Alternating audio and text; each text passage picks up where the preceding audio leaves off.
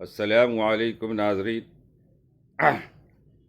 کلیات اقبال کے دیباچہ میں آج شیخ عبدالقادر بیرسٹر لا سابق مدیر مخزن فرماتے ہیں کہ کسی خبر تھی کہ غالب مرحوم کے بعد ہندوستان میں پھر کوئی ایسا شخص پیدا ہوگا جو اردو شاعری کے جسم میں ایک نئی روح پھونک دے گا، جس کی بدولت غالب کا بے نظیر تخیل اور نرالا انداز بیان پھر وجود میں آئیں گے اور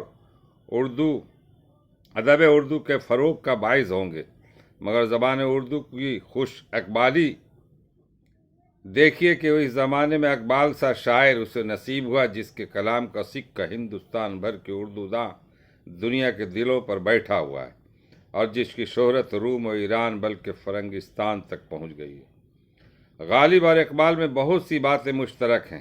اگر میں تناسب کا قائل ہوتا تو ضرور کہتا کہ مرزا اسد اللہ خان غالب کو اردو اور فارسی کی شاعری سے جو عشق تھا اس نے ان کی روح کو عدم میں جا کر بھی چین نہ لینے دیا اور مجبور کیا کہ وہ پھر کسی جسد خاکی میں جلوہ افروز ہو کر شاعری کے چمن کی آبیاری کرے، اور اس نے پنجاب کے گوشہ میں جسے سیالکوٹ کہتے دوبارہ جنم لیا اور محمد اقبال نام پایا۔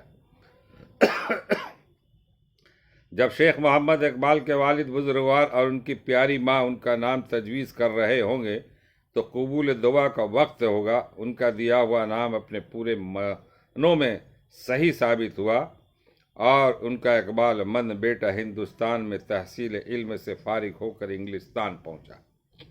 وہاں کیمبرج میں کامیابی سے وقت ختم کر کے جرمنی گیا اور علمی دنیا کے اعلیٰ مدارس طے کر کے واپس آیا۔ شیخ محمد اقبال نے یورپ کے قیام کے زمانے میں بہت سی فارسی کتابوں کا مطالعہ کیا اور اس مطالعہ کا خلاصہ ایک محققانہ کتاب کی صورت میں شائع کیا جسے فلسفہ بیان کی مختصر تاریخ کہنا چاہیے۔